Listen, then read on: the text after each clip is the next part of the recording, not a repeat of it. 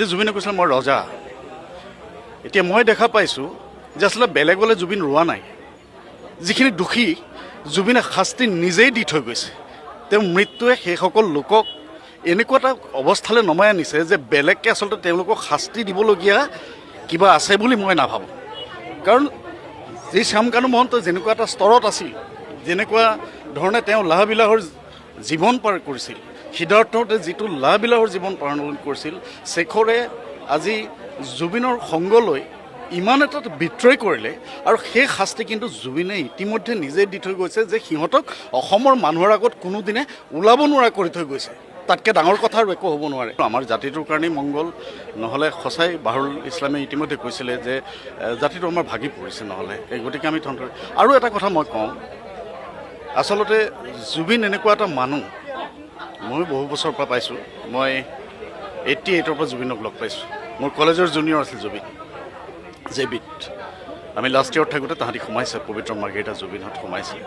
তেতিয়াৰ পৰাই লগ পাইছোঁ জুবিনক। খুব আন্তৰিক এটা বৰ বেলেগ ধৰণৰ সম্বন্ধ আছিলে। হয়তো সকলোৰে লগতে জুবিনে তেনেকুৱা সম্পৰ্ক ৰাখে, কিন্তু আমি হয়তো বিশেষ বিশেষ মুহূৰ্ত আমি একেলগে পাৰ কৰিছোঁ বহুত। যিহেতু ময়ো নাটকৰ লগত জড়িত, ছবিৰ লগত জড়িত, গতিকে বিভিন্ন সময়ত আমি লগ পাওঁ। আৰু এটা কথা কওঁ যে জুবিনে কৈছিল মই ৰজা। এতিয়া মই দেখা পাইছোঁ যে আচলতে বেলেগলৈ জুবিন ৰোৱা নাই। যিখিনি দোষী জুবিনে শাস্তি নিজেই দি থৈ গৈছে। তেওঁ মৃত্যুৱে সেইসকল লোকক এনেকুৱা এটা অৱস্থালৈ নমাই আনিছে যে বেলেগকৈ আচলতে তেওঁলোকক শাস্তি দিবলগীয়া কিবা আছে বুলি মই নাভাবোঁ। কাৰণ যি শ্যামকানু মহন্ত যেনেকুৱা এটা স্তৰত আছিল, যেনেকুৱা ধৰণে তেওঁ লাহবিলাহৰ জীৱন পাৰ কৰিছিল, সিদ্ধাৰ্থতে যিটো লাহবিলাহৰ জীৱন পালন কৰিছিল, শেখৰে আজি জুবিনৰ সংগ লৈ ইমান এটা বিত্ৰয় কৰিলে।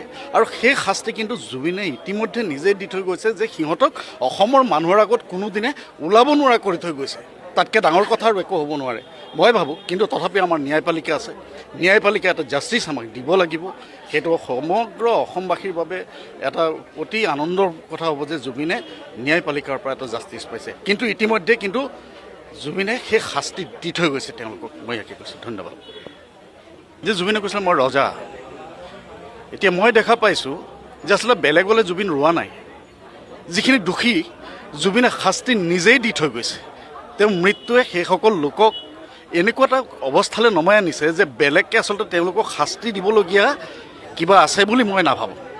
কাৰণ যি শ্যামকানু মহন্ত যেনেকুৱা এটা স্তৰত আছিল, যেনেকুৱা ধৰণে তেওঁ লাহবিলাহৰ জীৱন পাৰ কৰিছিল, সিদ্ধাৰ্থতে যিটো লাহবিলাহৰ জীৱন পালন কৰিছিল, শেখৰে আজি জুবিনৰ